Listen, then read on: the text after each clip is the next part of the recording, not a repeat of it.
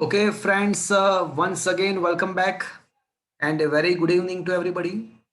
I hope you all are safe, your family member, your parents, your friends all are safe, and you are enjoying this new era, this new way of learning.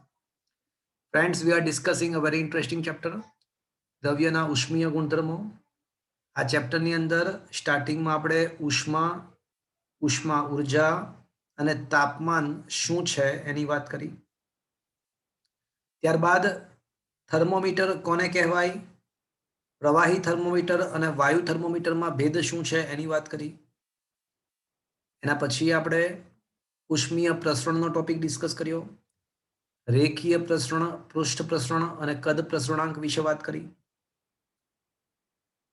પાણીનું અનિયમિત કદ પ્રસરણ જીવસૃષ્ટિ માટે, સમુદ્ર સૃષ્ટિ માટે આશીર્વાદ સ્વરૂપ છે એની વાત કરી. વાયુનો કદ પ્રસરણાંક નિરપેક્ષ તાપમાનના વ્યસ્ત પ્રમાણમાં હોય છે એની પણ વાત કરી. વિશિષ્ટ ઉષ્મા, ઉષ્માધારિતા, મોલર વિશિષ્ટ ઉષ્માની વાત કરી. છેલ્લે આપણે ગુપ્ત ઉષ્માની પણ વાત કરી. ગલનગુપ્ત ઉષ્મા અને ઉત્કલનગુપ્ત ઉષ્મા કોને કહેવાય એની વાત કરી. આપણે એવું દેખ્યું કે કોઈ પણ પદાર્થને ઉષ્મા ઉર્જા આપીએ તો ક્યાં તો એનું તાપમાન બદલાય અને ક્યાં તો એની અવસ્થા બદલાય. જો તાપમાન બદલાતું હોય તો તેની સાથે સંકળાયેલું ઉષ્મા ઉર્જાનું સૂત્ર mc ડેલ્ટા ટી છે. તાપમાનના ફેરફાર સાથે સંકળાયેલું સૂત્ર mc ડેલ્ટા ટી અને અવસ્થાના ફેરફાર સાથે સંકળાયેલું ઉષ્મા ઉર્જાનું સૂત્ર q બરાબર ml એ આપણને ખબર છે, જ્યાં l એટલે ગુપ્ત ઉષ્મા અને c એટલે વિશિષ્ટ ઉષ્મા.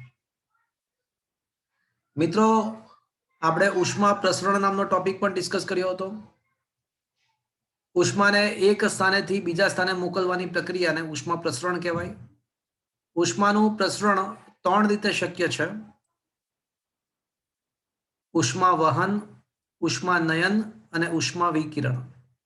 ઘન પદાર્થમાં આંતર આણ્વીય બળોને કારણે ઘન પદાર્થમાં એક સ્થાનેથી બીજા સ્થાને જે ઉષ્માનું પ્રસારણ થાય એને ઉષ્મા વહન કહેવાય. જ્યારે ઉષ્મા નયનની પ્રક્રિયામાં ખરેખર ઘટક કણો ખરેખર એક સ્થાનેથી બીજા સ્થાને જાય.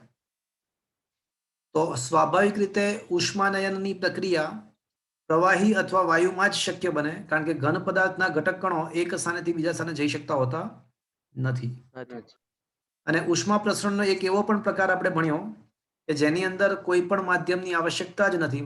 માધ્યમ વગર પણ વિદ્યુત ચુંબકીય તરંગો સ્વરૂપે ઉષ્માનું પ્રસરણ થઈ શકે, જેને ઉષ્મા વિકિરણ કહેવાય.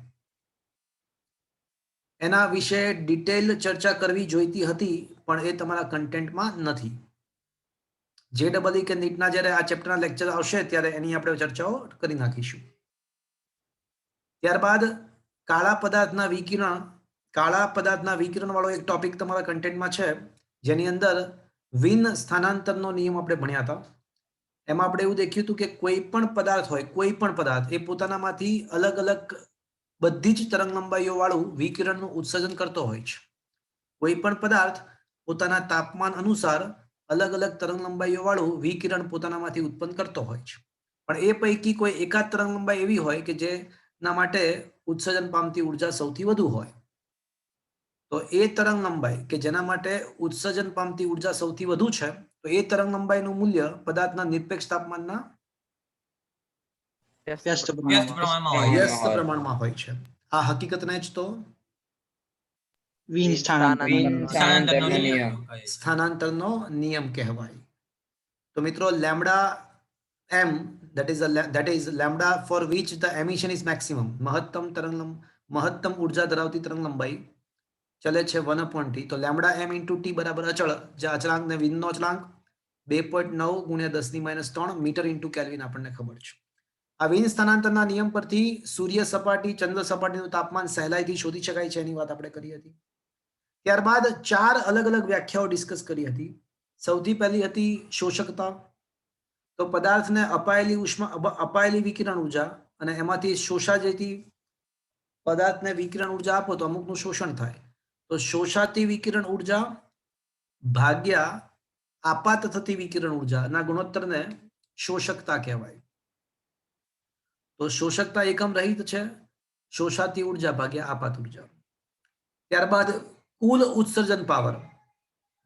કુલ ઉત્સર્જન પાવર, તો એની વ્યાખ્યા કંઈક આવી હતી કે મિત્રો આપેલા તાપમાને પદાર્થમાંથી ઉદ્ભવતી દરેક તરંગ લંબાઈને અનુરૂપ કુલ ઉર્જા ભાગ્યા ક્ષેત્રફળ ભાગ્યા સમય. એટલે સંપૂર્ણ વ્યાખ્યા: આપેલા તાપમાને પદાર્થની એકમ ક્ષેત્રફળ સપાટીમાંથી એકમ સમયમાં ઉદ્ભવતી કુલ વિકિરણ ઉર્જા, દરેક તરંગ લંબાઈને અનુલક્ષીને ઉદ્ભવતી કુલ વિકિરણ ઉર્જાને કુલ ઉત્સર્જન પાવર કહેવાય. ચલો, એનો એકમ શું હતો મિત્રો કુલ ઉત્સર્જન પાવરનો? ઉર્જા ભાગ્યા સમય ભાગ્યા ક્ષેત્રફળ, એટલે જૂલ પ્રતિ સેકન્ડ પ્રતિ મીટર સ્ક્વેર. જૂલ પ્રતિ સેકન્ડ વોટ પણ કહેવાય.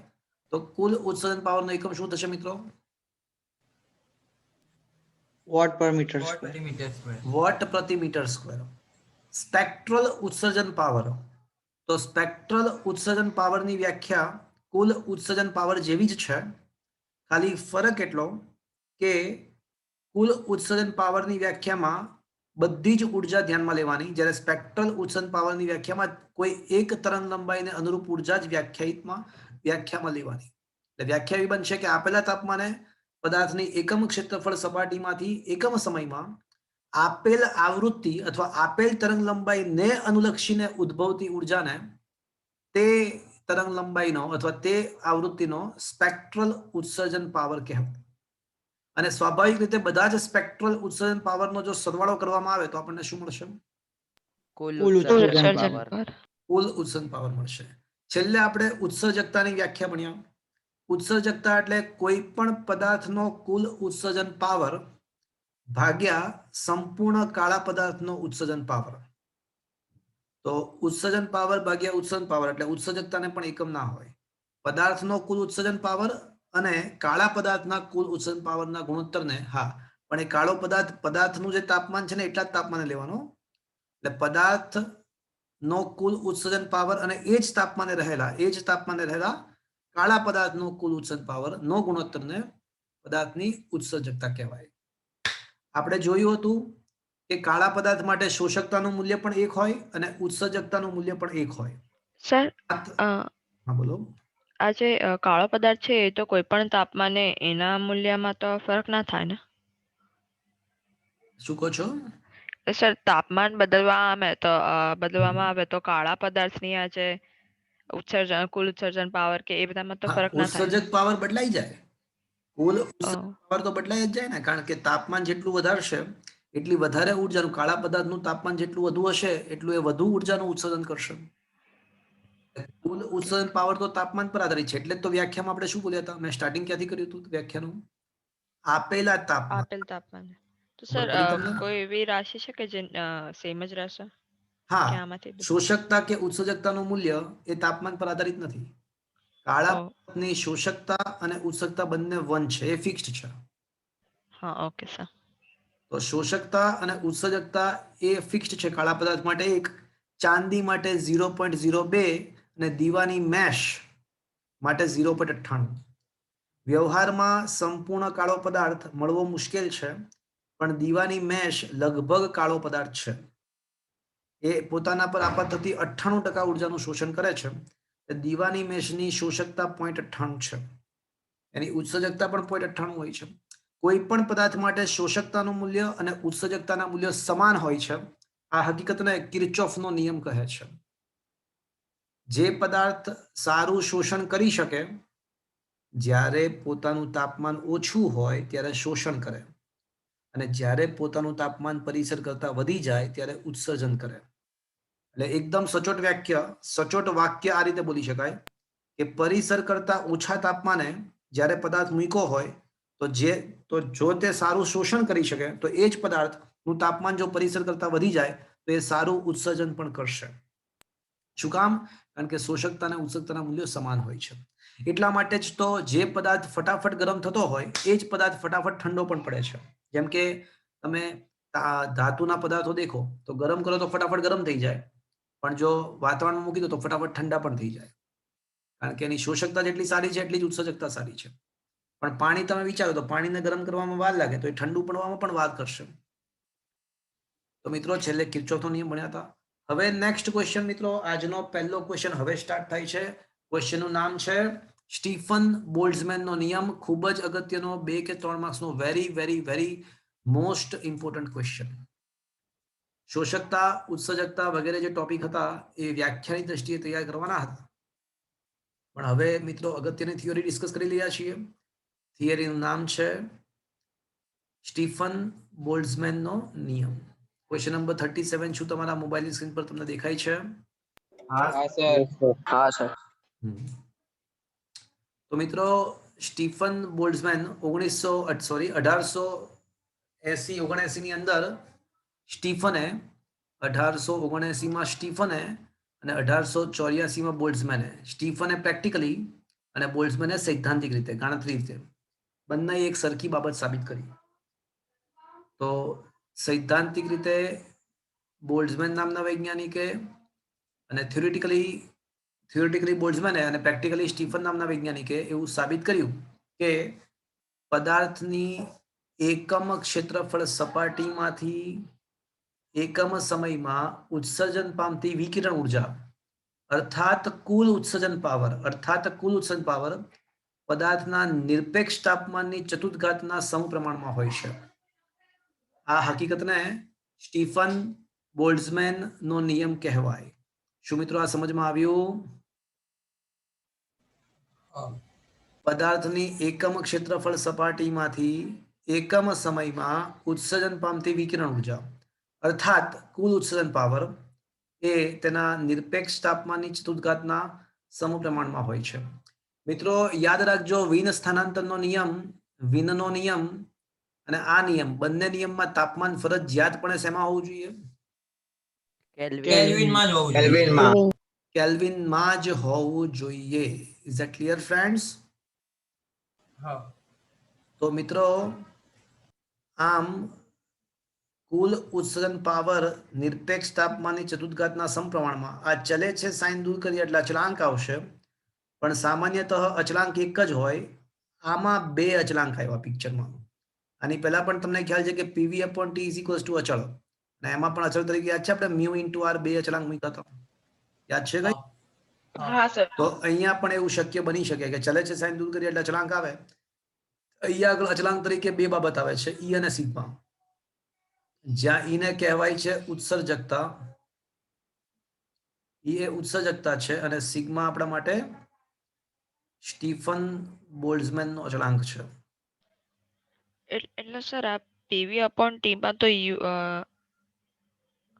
યુ અને આર સેમ વસ્તુ નથી? શું?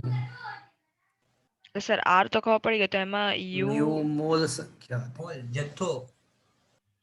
હા એટલે સર એ તો મોલ નતું એમ. હા તો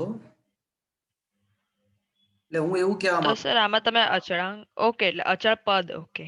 હા એટલે અચળ પદમાં સામાન્યતઃ આપણા માઇન્ડમાં કેવો કન્સેપ્ટ હતો કે y ચલે છે x હોય તો y ઇઝ ઇક્વલ્સ ટુ આપણે ખાલી kx લખીએ, એટલે એક જ અચળાંક મૂકીએ એમ. હા એવું સમજાવવા માંગતું હતો કે ઘણીવાર એવું બને કે એકના બદલે આપણે અચળાંકમાં બે પદ મૂકીએ. ઓકે, જેમ કે ઓકે સર. t બરાબર અચળમાં અચળ તરીકે મ્યુ આર આવે, અને એ જ પ્રમાણે અહીંયા સિગ્મા ચલે છે t ની 4 ઘાતમાં અચળાંક તરીકે સિગ્મા w ચલે છે t ની 4 ઘાતમાં અચળાંક તરીકે સિગ્મા ઇન્ટુ ઈ આવે છે, જ્યાં સિગ્માને સ્ટીફન બોલ્ટ્ઝમેનનો અચળાંક કહેવાય અને ઈ એ પદાર્થની ઉત્સર્જકતા છે. ચલો, સ્ટીફન બોલ્ટ્ઝમેનનો અચળાંકની કિંમત 5.67 10⁻⁸. ચલો વિચારીને મને કહો આનો એકમ શું હશે? થોડું વિચારી અને જવાબ આપો કે આનો એકમ શું હશે, જોયા વગર, હા, જોવા નહીં, દેખને કા નહીં.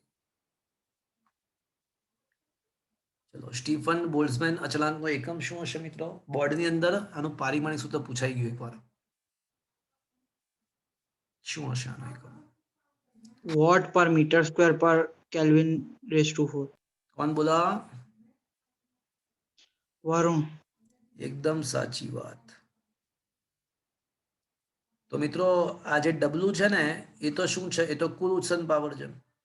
ડબલ્યુ કુલ ઉત્સર્જન પાવર, અને કુલ ઉત્સર્જન પાવરનો એકમ યાદ છે ને, જૂલ પ્રતિ સેકન્ડ પ્રતિ મીટર સ્ક્વેર, એટલે વોટ પ્રતિ મીટર સ્ક્વેર છે. યાદ કરો, ઉત્સર્જકતાને એકમ ના હોય, એકમ રહી. અને તો ટી ની 4 ઘાત છેદમાં જાય તો છેદમાં કેલ્વિન ની 4 ઘાત આવી જશે સિગ્માના એકમમાં. હા તો મિત્રો આનું પારિમાણિક સૂત્ર એકવાર બોર્ડની એક્ઝામની અંદર પૂછાઈ ગયું. બનાવતા આવડશે મિત્રો હવે? હા હા પણ સર. યાદ કરો મિત્રો આ W શું છે? એ તો કુલ ઉત્સર્જન પાવર એકમ સમયમાં વિકિરણ ઉર્જા ભાગ્યા ક્ષેત્રફળ. એટલે ઉર્જાને dq કીધું, સમયને dt કીધું. તો એકમ સમય દીઠ એકમ ક્ષેત્રફળ દીઠ વિકિરણ ઉર્જા, એટલે હું આ W ના બદલે q/at અથવા dq by dt into એ લખી શકું મિત્રો. હા. Sigma e(t⁴).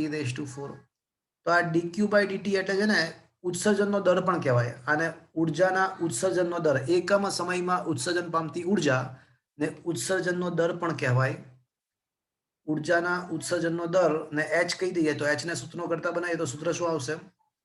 Sigma a e(t⁴) આવશે મિત્રો. હા કે ના? હા પણ મિત્રો યાદ રાખજો, આ સૂત્ર ત્યારે જ સાચું જ્યારે પદાર્થનું તાપમાન તેના પરિસર કરતા ખૂબ જ વધારે હોય. This equation is valid only when the temperature of the Padarth is very much higher than the temperature of its surround. Temperature of a body is much larger than the temperature of surround, then it is valid. પણ જો પદાર્થનું તાપમાન તેના પરિસર કરતા ખૂબ જ વધારે મોટું ના હોય, થોડુંક જ વધારે હોય. આ થોડું વધારે તો આવું જરૂરી છે, કારણ કે જો ઓછું થઈ જાય તો એ ઉત્સર્જન કરવાના બદલે શું કરશે? જો પરિસર કરતા તાપમાન ઓછું થઈ જાય તો એ ઉત્સર્જન કરવાના બદલે શું કરવા લાગશે? શોષણ કરશે. શોષણ કરશે. એટલે જો થોડુંક જ તાપમાન વધારે હોય તો સૂત્ર બનશે T⁴ minus TS⁴. તો આ સૂત્ર સાબિતી વગર આપણે યાદ રાખવાનું છે, સ્વીકારવાનું છે. તો આ થઈ ગયો સ્ટીફન બોલ્ટ્ઝમેનનો નિયમ. Is that clear friends? હા સમજમાં આવ્યો? તો પદાર્થનું તાપમાન પરિસર કરતા ખૂબ જ મોટું હોય તો ખાલી T ની 4 ઘાત લખવી. પણ પરિસર કરતા બહુ જ મોટું ના હોય, થોડુંક જ વધારે હોય તો પછી T⁴ minus TS⁴ સૂત્રમાં લખવું. Is that clear friends? હા સર. હા સર. તો મિત્રો આ સ્ટીફન બોલ્ટ્ઝમેનનો નિયમ તમારે તૈયાર કરવાનો પ્રશ્ન છે, અગત્યનો છે. એના પછી 2 SQ આપેલા છે, એ તમને જાતે આપું છું. સ્ટીફન બોલ્ટ્ઝમેનના નિયમ પર આધારિત ક્વેશ્ચન્સ છે. 3000 કેલ્વિન અને રૂમનું તાપમાન કેટલું હોય મિત્રો? તમને 100 કેલ્વિન. હા, પણ એક તમને કદાચ એ નહીં ખબર હોય કે બલ્બ જે હોય છે ને, બલ્બ એને એનું પરિસર અહીંયા વેક્યુમ કરેલું હોય, એટલે બલ્બની ફિલામેન્ટ તો બહુ ગરમ. સર તમારો અવાજ કપાય છે. સર તમારો સર, અવાજ કપાય અવાજ છે સર. કપાય. અવાજ કપાય. હવે બરાબર આવે છે મિત્રો? ના સર કપાય છે. કપાય છે.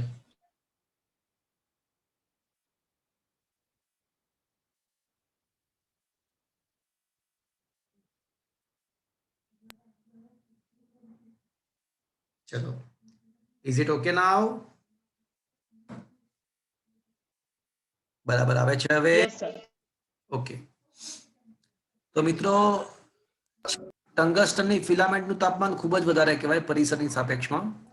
પરિસર એટલે આ વેક્યુમાઇઝ્ડ વસ્તુ, બલ્બની અંદર વેક્યુમ કરેલું હોય, એટલે એની તાપમાનની સાપેક્ષમાં આ ફિલામેન્ટનું તાપમાન ખાસું વધારે હોય. એટલે આમાં ઓલો T⁴ વાળું સૂત્ર વાપરવાનું. પણ આ 37 અને 22 વચ્ચે બહુ ફરક કહેવાય? ના, બહુ મોટું ના કહેવાય. એટલે તો આ બંને ક્વેશ્ચન તમને જાતે આપું છું. સ્ટીફન બોલ્ટ્ઝમેનના નિયમ પર આધારિત ક્વેશ્ચન્સ છે, જાતે ટ્રાય કરજો. ઓકે.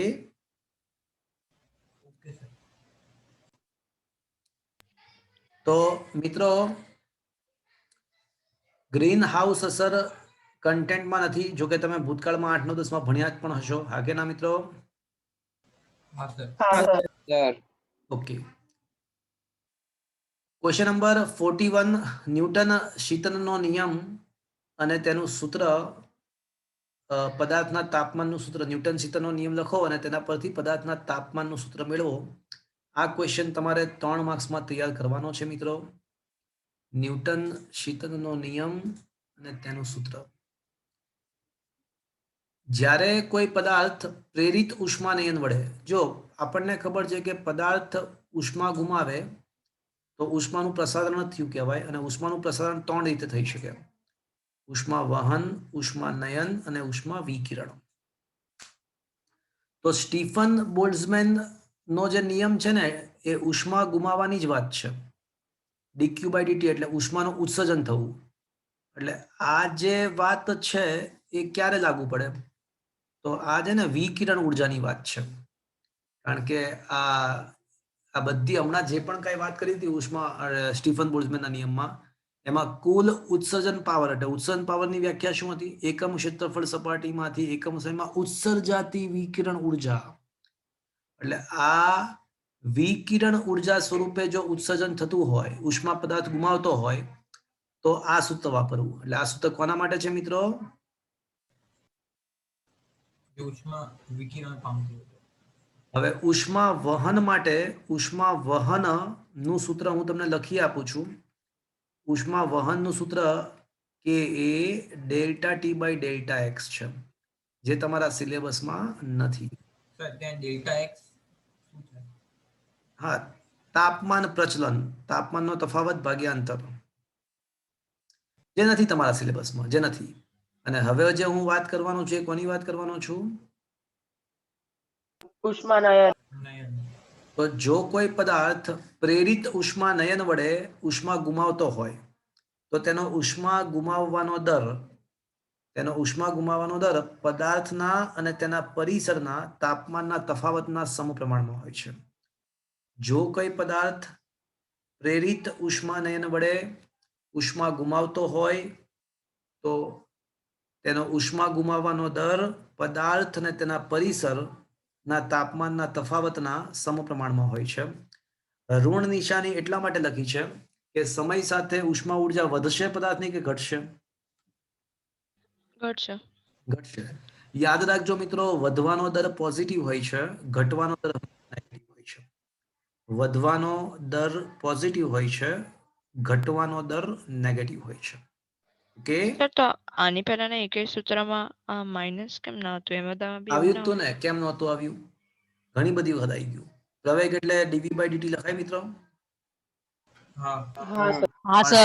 સમય સાથે વેગ ઘટતો હતો તો આપણે પ્રવેગ પોઝિટિવ તો માઇનસ ના ડીવી ના બાય સર, એટલે આ વિકિરણ વાળા જે હતા હમણાં જે બધું હા, આવ્યું એમાં એ નહોતું, વાત સાચી, એમાં નહોતું. એટલે સર એટલે એમાં ખાલી એમને એમ નહોતું કે પછી એમાં કંઈક અલગ થાય? એટલે એમાં ખાલી એવું વિચારી લેવાનું હતું કે સમય સાથે ઉષ્મા ઘટે છે, પણ નેગેટિવ લખ્યું નહોતું. હા, ઓકે. ઓકે, હા. અને આપણે અમુક દાખલા ગણીશું ત્યારે તમને ખ્યાલ આવશે કે આમાં નેગેટિવ કરવું જરૂરી છે. ઓકે, તો મિત્રો ઉષ્મા ઘટવાનો દર ઋણ નિશાની એટલા માટે છે કારણ કે ઘટવાનો દર છે, ઘટવાનો દર સામાન્યતઃ નેગેટિવ. તો આ ન્યૂટન નામના વૈજ્ઞાનિકે પ્રેક્ટિકલી સાબિત કર્યું હશે, એટલે આપણે એને સાબિત નથી કરવું, આપણે એને સ્વીકારી લઈશું કે ઉષ્મા એક આ દર એટલે એ તો ખ્યાલ છે ને તમે છેદમાં dt થાય. જેમ કે કાર્ય કરવાનો સમય દર તો આપણે ખબર છે dw by dt લખતા હતા. કાર્ય કરવાનો દર એટલે dt, ઉષ્મા ગુમાવવાનો દર એટલે dq by dt. એ તમને ખ્યાલ આવી ગયો? હા સર. અને આને ઉષ્મા ઉત્સર્જનનો દર કહેવાય. આ વિકિરણ ઉત્સર્જનનો દર કહેવાય. આ ઉષ્મા ગુમાવવાનો દર પદાર્થ અને પરિસરના તાપમાનના તફાવતના સમપ્રમાણ. ક્યાંથી આવ્યું એવું નથી પૂછવાનું, એ તો ન્યૂટને પ્રેક્ટિકલી સાબિત કર્યું હોય. Is that clear? Yes sir. Sir શીતન એટલે શું? ઠંડુ પડવું, ઠંડુ પડવું. અને મિત્રો આમાં છે ને સાચું કહું તો પ્રેક્ટિકલી સાબિત થઈ જ જાય. તમારે બહુ આમ તમે શાંતિથી વિચારો. માની લો કે તમે એક ગરમ પાણીનો ગ્લાસ છે, બરાબર, એને તમે રૂમના તાપમાને મૂકો છો. એટલે એ પાણીના ગ્લાસનું તાપમાન ધારી લો કે 80 સેલ્સિયસ છે અને રૂમનું તાપમાન 30 છે. અને એ જ 80 સેલ્સિયસ વાળો પાણીનો ગ્લાસ તમે રેફ્રિજરેટરમાં મૂકો છો. રેફ્રિજરેટરની અંદર 0 સેલ્સિયસ તાપમાન છે. તો વિચારીને મને કહો કે ફટાફટ કોણ ઉષ્મા ગુમાવશે? રૂમમાં મૂકેલો ગ્લાસ ગુમાવશે કે રેફ્રિજરેટરમાં મૂકેલો? રેફ્રિજરેટર માનો. રેફ્રિજરેટરમાં મૂકેલો, કારણ કે ત્યાં આગળ તફાવત મોટો. જો 80 - 0, પદાર્થનું તાપમાન 80, આજુબાજુ 0, અને રૂમમાં મૂક્યો હોય તો 80 - 20. 80 માઇનસ 30 આવે. ધારો કે રૂમનું તાપમાન 30 છે તો 80 માઇનસ 30 જ આવશે. એટલે સીધી વસ્તુ છે. એટલે આપણને આમ ભલે ન્યૂટને પ્રેક્ટિકલી સાબિત કર્યો છે પણ આપણો કોમન સેન્સ થી ખ્યાલ આવી જાય કે બરાબર વાત છે. Is that okay friends? બરાબર છે? હા બરોબર.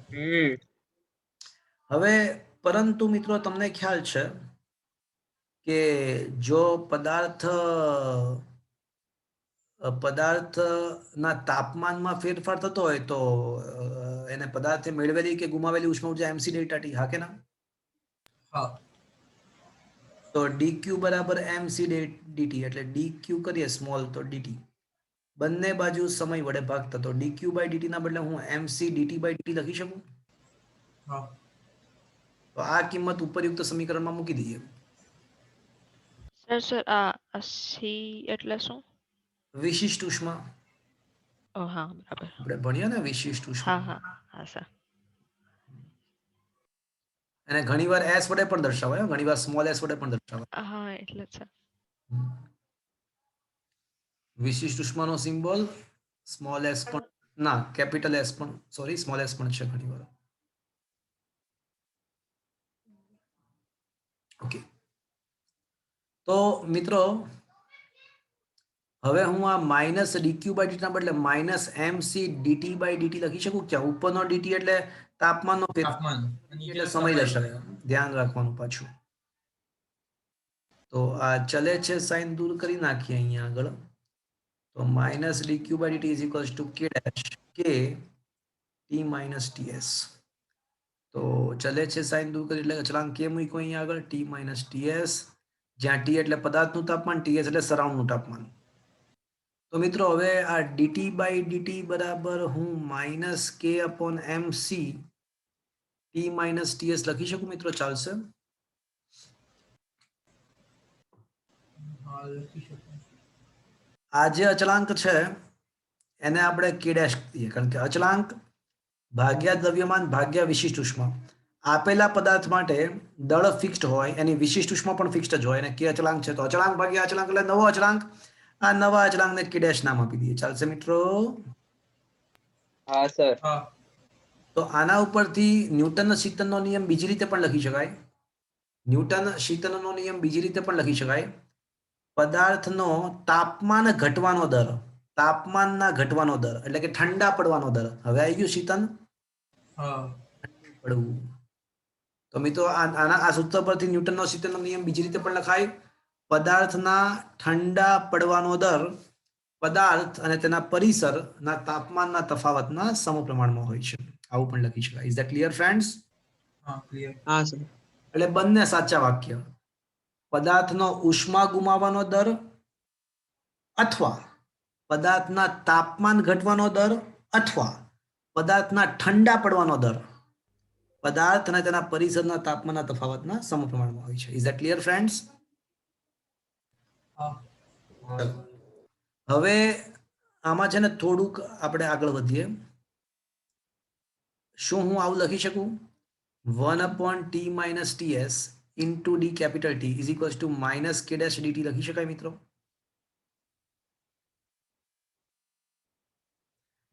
હા સર. હવે શું કરીશું મિત્રો? બંને બાજુ સંકલન લેતા. હવે આપણે બંને બાજુ સંકલન લેવાનું કારણ શું? આપણો મેઇન ટાર્ગેટ છે ને તાપમાન સાથે પદાર્થનું, સમય સાથે પદાર્થનું તાપમાન કઈ રીતે બદલાય. પદાર્થનું તાપમાન ઘટી તો રહ્યું છે પણ એનો સમય સાથેનો સંબંધ શું છે એ તારવવો છે મારે. તો સમય સાથેનો સંબંધ તારવવો છે એટલા માટે. સર આ સૌથી મેઇન સૂત્ર છે એમાં જે ડીટી છે તો એ સમય સાથે સંબંધ ના સૂચવા? પણ એમાં તાપમાન નથી આવતું ને. મારો ટાર્ગેટ ઓકે. પદાર્થનું સમય સાથે તાપમાન કઈ રીતે ઘટે છે એ મારે શોધવું છે, એનું સૂત્ર તારવવું છે. હા સર. તો બંને બાજુ સંકલન લીધું. મિત્રો જે ડબલ વાળાને કદાચ ખબર છે, બીજા બધાને હું અત્યારે કહી રહ્યો છું, તમે બાજુની સાઈડ કોરું પેજ બ્લેન્ક પેજ આપેલા જ હોય છે, ત્યાં લખવું હોય તો લખી નાખજો. સંકલન 1 upon x dx is equals two શું થાય? જે ડબલ વાળા બોલો તો log e base a. log e base a. હા એટલે ln x અથવા એને કહેવાય log x to the base e. આનો યુઝ વારંવાર થવાનો છે મિત્રો, ધ્યાન રાખજો. તો અહીંયા એવું જ કંઈક છે, જો સંકલન 1 સમથિંગ dt, તો આનું શું થશે મિત્રો? log e log base t minus ts to the base e થશે મિત્રો. હા 1/x dx નું ln x થાય, log x થાય, તો 1 સમથિંગ dt નું log સમથિંગ થશે. Is that clear? અને જમણી બાજુ શું આવશે?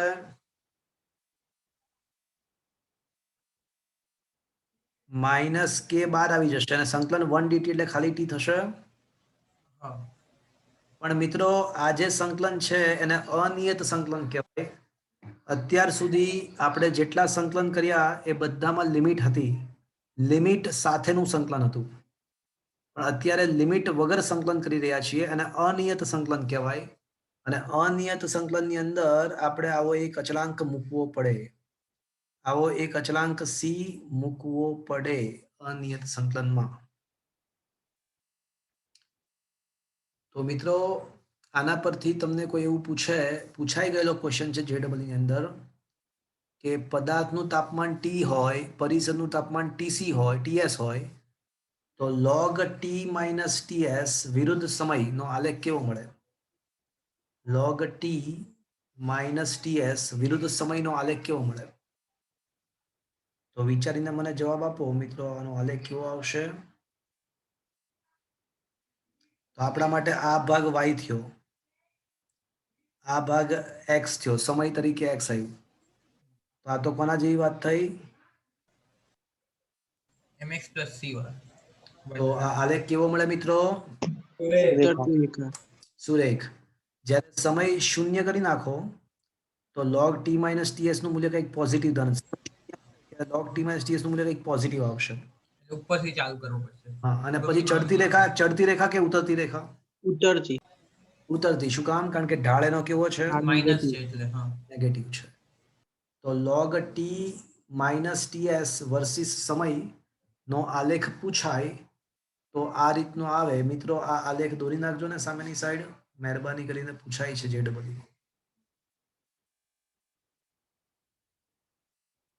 અહીંયા સુધી પહોંચ્યા મિત્રો? હા સર. હા સર ચલો આલેખ દોરી નાખજો હા મિત્રો.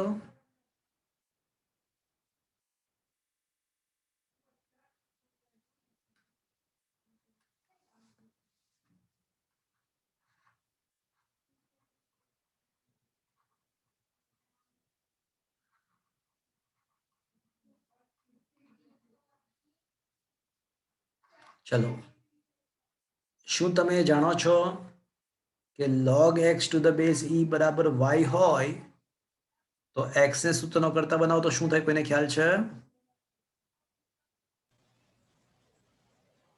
e raised to y તો e raised to y કદાચ પહેલી વખત છે તમારા માટે, તો સાંભળી લો.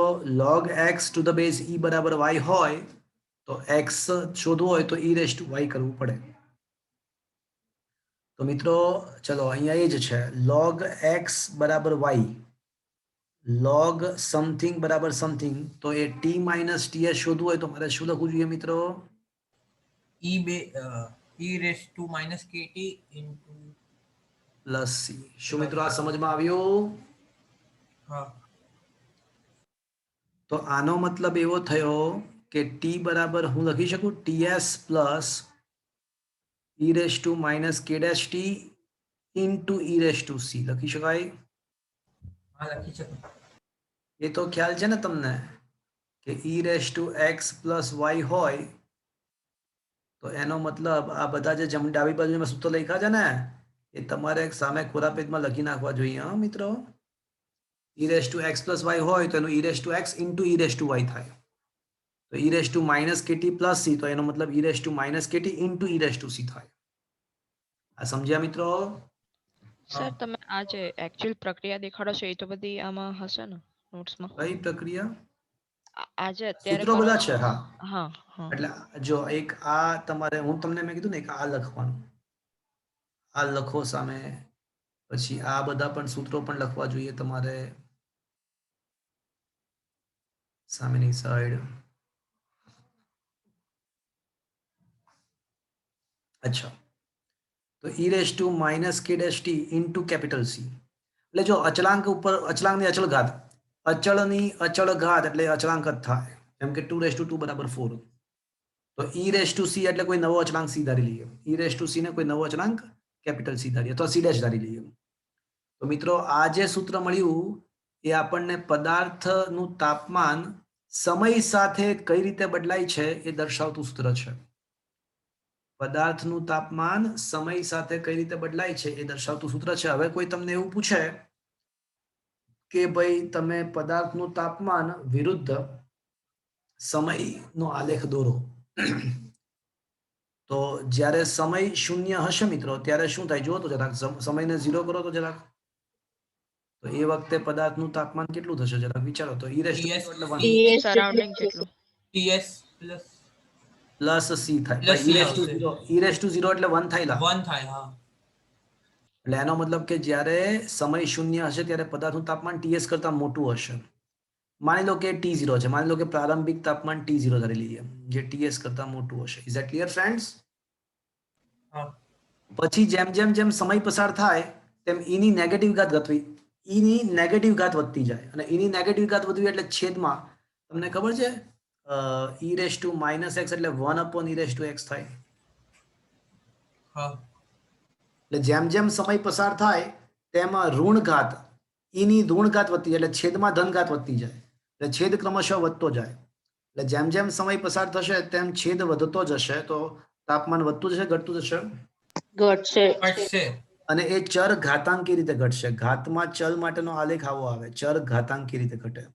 એ સુરેખ સંબંધ નથી આ. અને જ્યારે અનંત સમય થઈ જાય, અનંત સમય ખાસો બધો સમય પસાર થઈ જાય તો e રેસ ટુ માઇનસ અનંત, e રેસ ટુ માઇનસ અનંત એટલે 1 અપોન e રેસ ટુ અનંત, એકના છેદમાં e રેસ ટુ અનંત.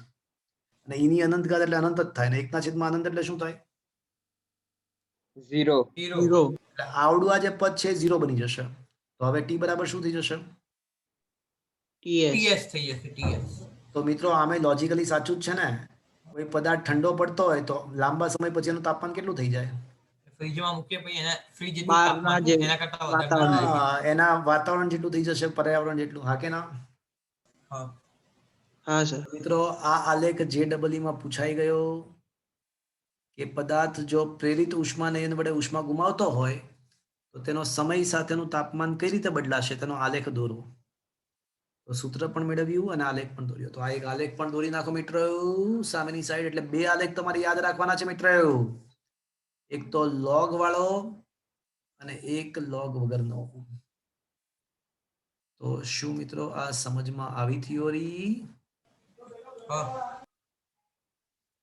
તો એક આ આલેખ યાદ રાખવાનો છે, સમજવાનો છે. Is that clear friends?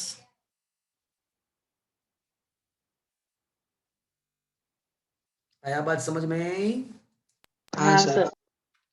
તો ન્યૂટન શીતનનો નિયમ સમજ્યા હશો અને એના પરથી આ બે આલેખ તમારે સમજવાના છે. સૂત્રોની સાબિતી તો બધી બરાબર આપેલી છે નોટ્સની અંદર, તમે જોશો એટલે ખ્યાલ આવી જશે. જો તમે તો મિત્રો જો આમાં સમજાયું છે બધું કે dq by dt is equals to kt minus ts અને પછી dq બરાબર ms dt લખ્યું છે અને બધું કર્યું છે. અને અહીંયા સમીકરણ નંબર જો પછી અહીંયા સંકલન લીધું છે બંને બાજુ. અને તમારા નોટ્સમાં છે સ્ટેપ સંકલનનું કે નહીં? ગપચાવ્યા છે? મને લાગે આનું છે ને હું સ્ક્રીનશોટ તમને મોકલાવી દઈશ એટલે તમને વાંધો ના આવે. સંકલન વાળું સ્ટેપ છે કે ગપચાવ્યું જુઓ તો.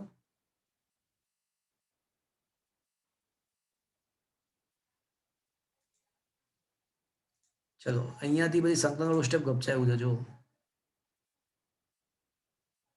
અચ્છા, સંકલન કરતા એવું ડાયરેક્ટ એ લોકોએ લખી નાખ્યું કે સંકલન કરતા એવું લખ્યું છે પણ કર્યું નથી. એટલે સમજે ને એક સ્ટેપ વધારે, ખાલી એક જ સ્ટેપ છે. આમ તો આપણે ખબર પડી જાય, તો વાંધો ના આવે. પડી જાય, વાંધો ના આવે.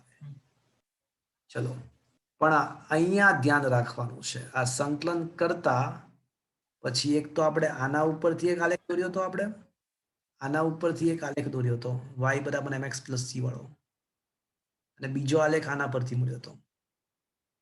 Is that clear? હા. ચલો, તો મિત્રો આ થિયરી અહીંયા પતી. આ થિયરી ન્યૂટન શીતલનો નિયમ થિયરી તૈયાર કરવાની છે તમારે. એના પછીની જે થિયરી છે એ અવાજ કપાય છે. સર એમાં તમારો તો અવાજ બહુ જ તમારો અવાજ બહુ જ કપાય છે. કપાય છે. તમારો અવાજ કપાય છે. હવે બરાબર આવે છે મિત્રો? હવે આવે છે બરાબર? હા સર. તો મિત્રો ન્યૂટન શીતલના નિયમની થિયરી તમારે તૈયાર કરવાની છે. એના પરથી બે આલેખ સમજવા લાયક હતા. 42 ક્વેશ્ચન કેન્સલ છે, પણ એમાં જો આલેખ આપેલો, જો log t2 minus t1 versus t નો આલેખ આપ્યો. જો આયા બાત સમજ में? હા સર. તો એ આલેખ તમને ખ્યાલ આવી ગયો હશે. log t minus log t2 એટલે t અને t1 એટલે ts. તો log t minus ts versus સમયનો આલેખ શું રેખા હતું? ઉતરતી રેખા હતી, આપણને ખ્યાલ જ છે. તો અહીંયા આગળ આ ચેપ્ટરની જે થિયરી તમારે કન્ટેન્ટમાં છે બધી જ અહીંયા આગળ ફિનિશ્ડ થઈ જાય છે. થોડા દાખલાઓ ગણીશું. એમાં મિત્રો આપણે દાખલા નંબર 1 ગણેલો છે મિત્રો. હા એ કદાચ ગણેલો આમાં છે પહેલો. આની રીત અલગ છે, તો મેં તમને એનો સ્ક્રીનશોટ પણ મોકલ્યો હશે. હા મોકલ્યો તો. બરાબર છે? યસ ઓર નો? હા Yes, sir. sir. Okay fine. તો મિત્રો ચલો ક્વેશ્ચન નંબર 2 પર આવી જાઓ. શું તમારા મોબાઈલની સ્ક્રીન પર ક્વેશ્ચન નંબર 2 તમને દેખાઈ રહ્યો છે? હા સર. ઓકે.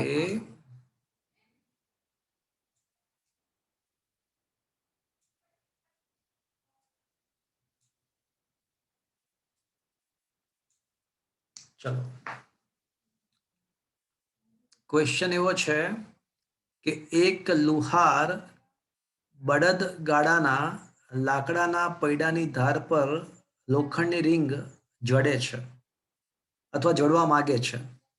એટલે શું છે, બળદગાડાનો જે વ્હીલ હોય ને એના ઉપર મારે લોખંડની રિંગ ચડાવવી છે. પણ એક પ્રોબ્લેમ છે.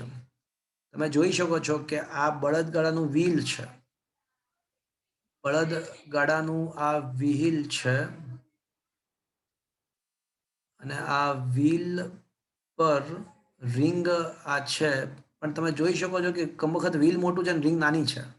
તો શું એ રિંગ વ્હીલ પર ચડી શકે? હા સર ચડી શકે, કારણ કે ધાતુનું હા વિસ્તરણ સર થશે એટલે ગરમ કરે તો થઈ જાય. હા, આમ નામ તો ના ચડી શકે, પણ જો આપણે એને ગરમ કરીએ તો એનું વિસ્તરણ થાય એટલે ચડી તો શકે. વિસ્તરણ થઈ જાય. એટલે જો રિંગનો વ્યાસ જ્યારે વ્હીલના વ્યાસ જેટલો થઈ જાય તો એ વખતે રિંગ વ્હીલ ચડી જશે. ચડી જશે. તો રિંગનો હાલના તબક્કે જે વ્યાસ છે ને રિંગનો એ કેટલો છે? તો કે ભાઈ 5.231 મીટર છે. અને એ વ્યાસને મારે ક્યાં સુધી વધારવાનો છે? 5.200. હા, 5.200 રિંગ વ્હીલ જેટલો કરી નાખવાનો. જેવું થઈ જાય તો કામ થઈ જાય. હા કે ના? હા. હા. હા સર. તો એ જ ક્વેશ્ચન છે કે તો એના માટે કેટલા તાપમાન સુધી ગરમ કરવી પડે? એ જ તો ક્વેશ્ચન છે કે એના માટે કેટલા તાપમાન સુધી ગરમ કરવી પડશે રિંગને. તો મિત્રો આપણને ખબર છે કે delta L is equals to alpha L delta T. હા કે ના? રેખીય પ્રસરણાંક હા રેખીય આપણને આપેલો છે. હા સર. હા. તો શું આ સૂત્ર ખબર છે મિત્રો? હા ખબર છે. તો ડેલ્ટા એલ એટલે અંતિમ લંબાઈ માઇનસ પ્રારંભિક લંબાઈ, અને અહીંયા સૂત્રની અંદર જે આલ છે એ પ્રારંભિક લંબાઈ છે, તાપમાનનો ફેરફાર. તો હવે આ લંબાઈ કેટલી હશે મિત્રો? રિંગની લંબાઈ કેટલી હોય? આ રિંગની ઉપાય યાર પરિઘ વેરી જેટલી. ગુડ. Correct. 2 પાઈ. હા કે ના મિત્રો? હા. Yes sir. એટલે 2r ના બદલે હું d કહી તો ચાલશે? d કહી દો તો ચાલશે 2r ના બદલે? અને પાઈ હા ડી. ચાલશે? 2r બરાબર વ્યાસ છે. હા. તો L2 ના બદલે પાઈ d2 અને L1 ના બદલે પાઈ d. અચ્છા, એક સ્ટેપ વધારું છું મિત્રો. હું છે ને હવે એક સૂત્ર બનાવીશ ને એ સૂત્ર તમે સીધું યાદ રાખજો, ખાસું કામ આવશે. તો L2 બરાબર L1 plus alpha L1 delta T. તો L2 બરાબર L1 કોમન લો તો 1 પ્લસ આલ્ફા ડેલ્ટા ટી થશે મિત્રો. હા. તો આ જે સૂત્ર છે ને એ કામ ખાસું આવશે. એટલે જ્યારે તાપમાનના કારણે લંબાઈ વધારતી હોય ને તો અંતિમ લંબાઈ કેટલી એનું આ સૂત્ર છે. અંતિમ લંબાઈનું સૂત્ર ઘણી વાર કામ આવશે અને સીધું યાદ રાખી શકો છો. ઓકે, હવે કિંમત મૂકીએ. L2 ના બદલે પાઈ d2, L1 ના બદલે પાઈ d1, 1 plus alpha delta T લખી શકાય મિત્રો? हाँ પાઈ કેન્સલ. ચલો d2/d1 d2 છે 5.243 ભાગ્યા 5.231 ઇઝ ઇક્વલ્સ ટુ 1 પ્લસ આલ્ફાની કિંમત છે 1.2 10⁻⁻5 ડેલ્ટા ટી ને શોધવું છે. અહીંયા સુધી પહોંચ્યા મિત્રો? કરો તો 5.243 ભાગ્યા 5.231 કરો. શું આન્સર આવે છે? 1.002 -1 કરો, -1 કરો, કારણ કે ડાબી બાજુથી જમણી બાજુ 0.0022 ભાગ્યા 1.2 ભાગ્યા 1.2 કરો. 0.0019 ગુણ્યા 1 લાખ એટલે એક પાછળ 5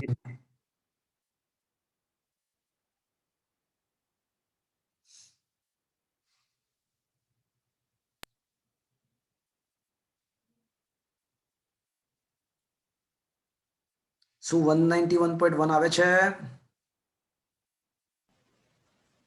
સર 151.16 હા હા આવી જાય છે. ઓકે. પણ આ આન્સર શેમાં આવશે મિત્રો? Kelvin kelvin kelvin. શું કામ? કારણ કે આલ્ફા શેમાં છે?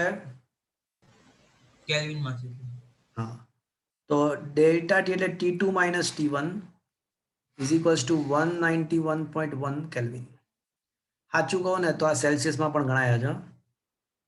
આ સેલ્સિયસમાં પણ ગણાય જ. પૂછો ક્યુ? હા કારણ કે સર તફાવત છે તો તફાવત તફાવત જેટલો છે. કેલ્વિનમાં વધે તફાવત એટલો છે. સેલ્સિયસમાં વધે. હા, એટલે સેલ્સિયસમાં પણ ગણાય જ, કોઈ ફરક નહીં પડતો. એટલે તમે કેલ્વિનમાં ગણતરી કરીને જવાબ લાવો કે સેલ્સિયસમાં ગણતરી કરીને લાવો, સેમ ટુ સેમ જ આન્સર આવશે.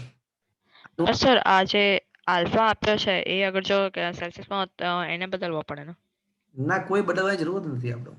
આલ્ફા જે સ્વરૂપમાં હોય એ સ્વરૂપમાં ડેલ્ટા ટી, ઓહ, પણ એ ડેલ્ટા ટી જ છે એટલે સેલ્સિયસમાં કે કેલ્વિનમાં કોઈ ફરક જ નહીં પડે. Okay,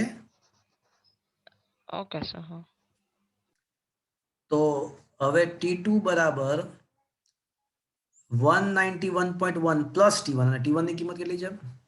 27 kelvin. એટલે 300 કેલ્વિન. હા અરે જો તમારે શું કરવું, મને કોને કેલ્વિનમાં જવાબ લાવો છે કે સેલ્સિયસમાં લાવો છો? અચ્છા, એક કામ કરો, હું છે ને અત્યારે સેલ્સિયસમાં લાવી દઉં છું, પછી કેલ્વિનમાં રાખીને સોલ્વ કરશું તો પણ સેમ. એટલે 191.1 પ્લસ 27 કરો તો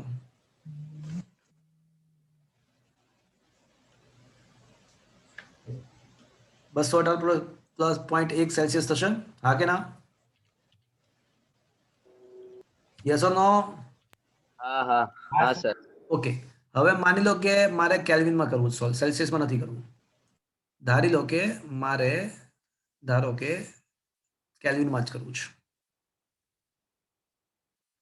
ઓકે, તો આને કેલ્વિનમાં રાખીએ. ચલો, તો પછી હવે T2 બરાબર શું આવશે? 191.1 પ્લસ T1 અને T1 ના જગ્યાએ શું લખવું હવે? 300 કેલ્વિન. 300 કેલ્વિન. હવે કેટલા કેલ્વિન આવશે? 491.1 491.1 કેલ્વિન આવશે. હવે એને સેલ્સિયસમાં ફેરવવું હોય તો ફેરવો તો ચલો, તો -273 કરો. 218.1 આવી ગયું ને? અંતે તો એનું એ જ આવ્યું કે નહીં? હા એટલે તમે ચાહે કેલ્વિનમાં રાખીને જવાબ લાવો કે સેલ્સિયસમાં રાખીને જવાબ આવો, જવાબ તો છેલ્લે તો સરખો. સરખો જ આવવાનો છે. આયા બાત સમજ में? હા સર. હા સર. ચલો,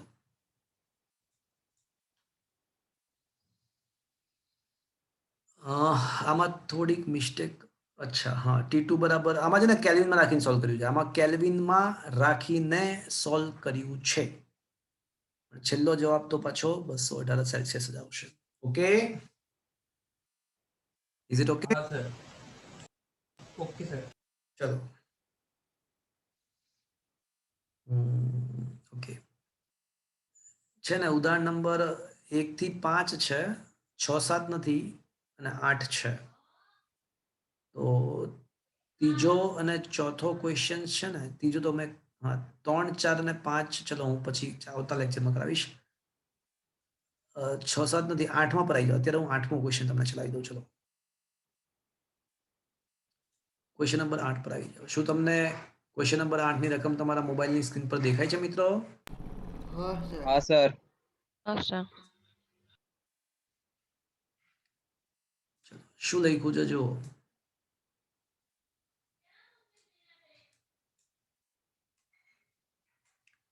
20 સેલ્સિયસ તાપમાને ઓરડાના તાપમાને એક વાસણમાં ભરેલ ગરમ ભોજન 2 મિનિટમાં 94 સેલ્સિયસ થી 86 સેલ્સિયસ જેટલું થઈ જાય છે. તો તેનું તાપમાન 71 થી 69 થાય એના માટે કેટલો સમય લાગશે? ધારો કે ભોજન ઉષ્માનયન વડે ગુમાવે છે. ઉષ્માનયન વડે ઉષ્મા ગુમાવે છે. તો મિત્રો મેં આ વાક્ય લખી નાખ્યું છે. તો હવે તમને ખ્યાલ આવી ગયો હશે કે મારે શું કરવાનું છે. ચલો કયો નિયમ વાપરીશું મિત્રો? ન્યૂટન શીતન. ન્યૂટન. હા, ખરેખર આ વાક્ય આપવું જોઈએ હં. કારણ કે ખબર કઈ રીતે પડે કે કઈ રીતે ઉષ્મા ગુમાવે છે? એ ઉષ્મા વહન વડે ગુમાવે છે કે નયન વડે કે વિકિરણ? કારણ કે બધાના સૂત્રો અલગ અલગ છે. બધાના સૂત્રો અલગ અલગ છે. તો હવે ખબર પડી કે ન્યૂટન શીતનનો નિયમ વાપરવો પડશે. તો ન્યૂટન શીતનનો નિયમ યાદ છે મિત્રો? પદાર્થનો તાપમાન ઘટવાનો દર એટલે કે dt by dt is equals to minus k dash t minus ts. યાદ આવે છે કશું? અને તમે dt બાય dt ના બદલે delta dt by delta t પણ લખી શકો. ચલો હવે સૌથી પહેલા કેસ 1 માટે વાપરીએ. કેસ 1 માં તાપમાન ક્યાંથી ક્યાં થાય છે? 94 થી 86. તો 94 થી 86 માં જે થાય છે ને એના માટે વિચારીએ. તો હવે તાપમાનનો ફેરફાર કેટલો મિત્રો? લેફ્ટ હેન્ડ આ સૂત્ર વાપરો તો લેફ્ટ હેન્ડ સાઈડમાં પદાર્થના તાપમાનનો ફેરફાર અંતિમમાંથી પ્રારંભિક બાદ કરો. ચલો આ સૂત્ર વાપરો તો શું આવશે? 8. 8. સંધિ બાદ -8. સમય કેટલો છે એના માટે? 2 મિનિટ. 2 મિનિટ એટલે છેદમાં 2 ઇઝ ઇક્વલ્સ ટુ માઇનસ કે ડેશ પદાર્થનું તાપમાન માઇનસ પરિસરનું તાપમાન. ચલો પદાર્થનું તાપમાન કેટલું છે? બોલો પદાર્થનું તાપમાન કેટલું છે? 94 degree 94? Celsius. એ તો કમ વખત 94 થી 86 થાય છે ને. તો -8 કહેવાય. પદાર્થનું તાપમાન કેટલું? ના કમ વખત 94 થી 86 થયું. તો લેવું કયું? 94 લેવાય ના લેવાય? કારણ કે 2 મિનિટના સમયગાળામાં તો બદલાય થાય છે. તો શું લેવું શું મારે? બંનેની સરેરાશ લેવાનું. સરેરાશ. પરફેક્ટ. બંનેની સરેરાશ લઈ લેવાની. આયા બાત સમજ મેં? હા સર. અને સર તમે આ બાજુ 2 લખ્યું તો એને આમ સેકન્ડમાં કન્વર્ટ ના કરવું પડે?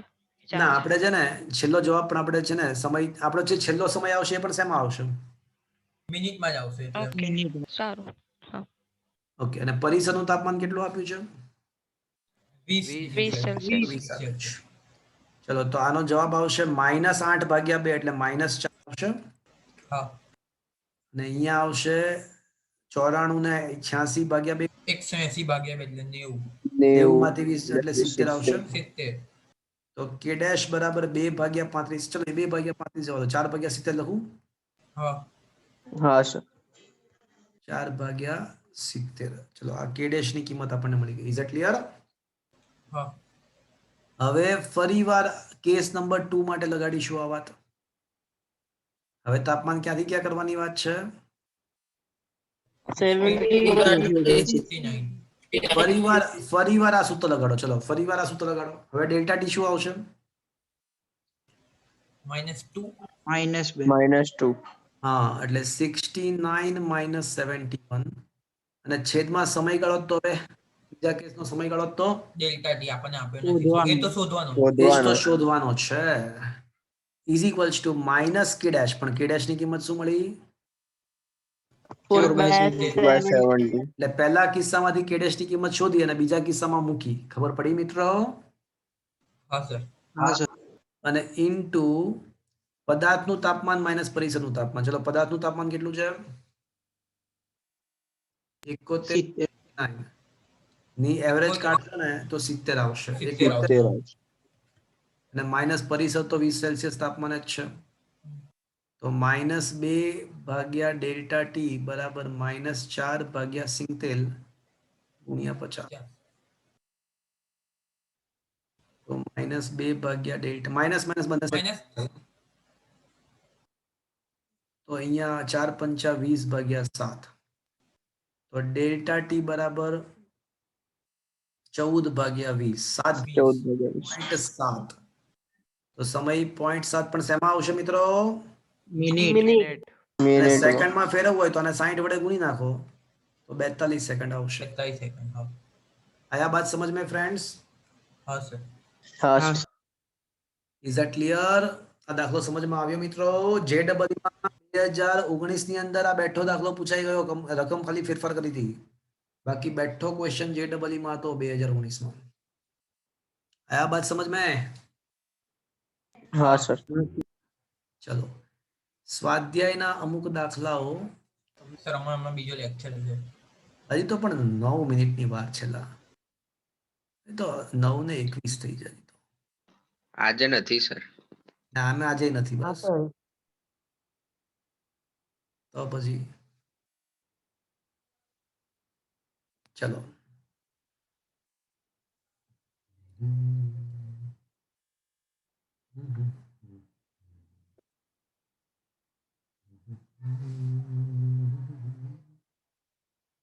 જો તો ક્વેશ્ચન નંબર 7 જો તો કરાવવાની જરૂર લાગે છે એટલે કેમ સર ઈઝી છે એટલે પણ જુઓ તો ખરા મેં હું જોઈને બોલું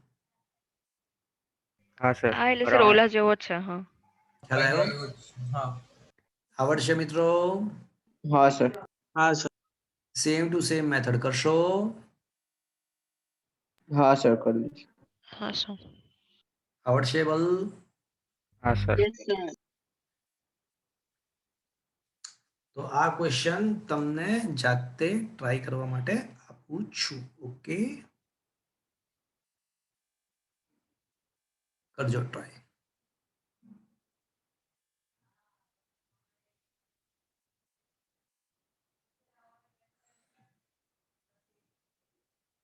okay question number 9 is a good question question number એક સાતમો અમુકમાં પણ હા 9મો ક્વેશ્ચન પર આવો It's a good question and that kind of question always asked in the JEE 27 Celsius તાપમાને 1.8 મીટર લાંબા તાંબાના પિત્તળના તારને બે દઢ આધાર વડે જડિત કરેલ છે તારને -39 સેલ્સિયસ સુધી ઠંડો પાડવામાં આવે છે તો તારમાં ઉદ્ભવતું તણાવ કેટલું આના આધારિત થિયરી આપણે ડિસ્કસ કરી ચૂક્યા હતા પણ એકવાર ફટાફટ જોઈ લઈએ આપણે ચલો તાપમાનનો ફેરફાર કેટલો કરવામાં આવે છે તો પ્રારંભમાં 27 સેલ્સિયસ છે અને -39 તો કેટલો ફેરફાર થયો મિત્રો તાપમાનમાં 39 + 27 એટલે કેટલો થશે 66 66 સેલ્સિયસ હવે મિત્રો તમને યાદ છે ડેલ્ટા એલ બરાબર આલ્ફા એલ ડેલ્ટા ટી હા કે ના हाँ તો delta L by L is equals to alpha delta T લખી શકાય છે મિત્રો હા કે ના हाँ હા sir Young modulus equals to પ્રતિબળ ભાગ્યા વિકૃતિ તો વિકૃતિ બરાબર પ્રતિબળ ભાગ્યા યંગ મોડ્યુલસ અને વિકૃતિનો મતલબ જ ડેલ્ટા એલ બાય એલ પ્રતિબળ એટલે એફ અપોન એ ભાગ્યા વાય તો છે જ સમીકરણ નંબર 2 હા કે ના મિત્રો ઇઝ ધેટ ક્લિયર हाँ ઇઝ ઇટ ઓકે હા સર તો સમીકરણ નંબર 1 અને 2 ને સરખાઈ દઈએ તો alpha delta T is equals to f upon આયા ખરેખર તો આ સૂત્ર આપણે ઓલરેડી થિયરીમાં સાબિત કરેલું જ છે છતાં પણ સાબિત કર્યું તો એ તણાવ બળ કેટલું હશે તો એમાં આડછેદનું ક્ષેત્રફળ આપણને આપ્યું છે હા તારનો વ્યાસ આપણને આપ્યો છે એના પરથી ત્રિજ્યા શોધો અને ત્રિજ્યા પરથી પાય r સ્ક્વેર કરો પાય r સ્ક્વેર એટલે આપણને આડછેદ મળી જશે હા કે ના હા સર યંગ મોડ્યુલસ આપેલો છે હા આપેલો છે આલ્ફા રેખીય પ્રસરણાંક આપેલો છે હા રેખીય પ્રસરણાંક પણ આપેલો જ છે અને તાપમાનનો તફાવત મળી ગયો 66 હા 66 મળી ગયો ને તો આ બધી જ કિંમતો મૂકો એટલે જવાબ આવી જશે is that clear friends Yes, sir. Yes, sir. Is it understood, friend? Yes sir. પેલા આડછેદ શોધ્યું હા, છે, sir. ડેલ્ટા એલ શોધ્યું છે, અને પછી એ વાય માં એની કિંમત મૂકી દીધી, એફ ને સૂત્રનો કરતા બનાવ્યો છે. આવડે પણ મિત્રો? ચલો, તો મિત્રો આજનો સેશન અહીંયા રાખીએ છીએ. વળી પાછા મળીશું યોગ્ય સમયે. શનિવારે મોટાભાગે તો લેક્ચર લઈશું. જો નહીં હોય તો હું તમને સામેથી ઇન્ફોર્મ કરીશ, પણ એક પેરેન્ટ્સ મિટિંગ રાખેલી છે, એક્ઝામ્સ પણ છે જ, એ બધી વસ્તુ પેરેન્ટ્સ મિટિંગમાં કહેવામાં આવશે. આજનો સેશન હું અહીંયા આગળ ફિનિશ કરી રહ્યો છું મિત્રો. Thank you.